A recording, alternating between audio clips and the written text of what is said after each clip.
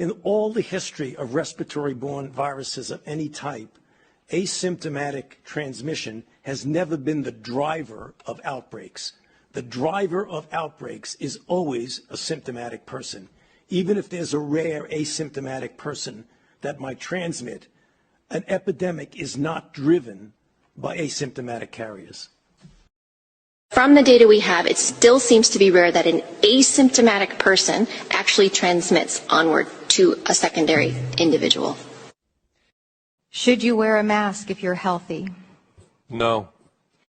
If you do not have any respiratory symptoms such as fever, cough, or runny nose, you do not need to wear a medical mask like this one. If you have cough, fever, and difficulty breathing, you should wear a mask and seek medical care.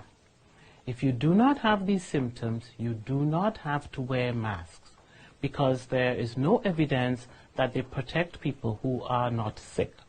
Masks are really not necessary and they may actually be unhelpful. Right now in the United States, people should not be walking around with masks. There's no reason to be walking around with a mask. One is that we are often asked why we're not wearing masks. People think that there should be masks worn at all times.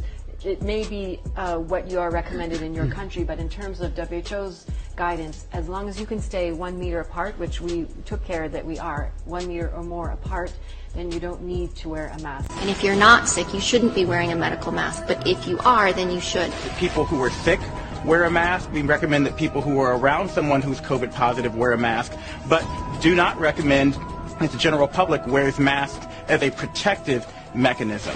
Nearly 500 people were recently exposed to a COVID-positive asymptomatic carrier. 0 got sick. The CDC a couple weeks ago did a study where they looked at every single other study in the entire world on face mask wearing. And this is what they found. The CDC found, quote, no reduction in viral transmission with the use of face masks. That was non-pharmaceutical measures in non-healthcare settings, May 2020.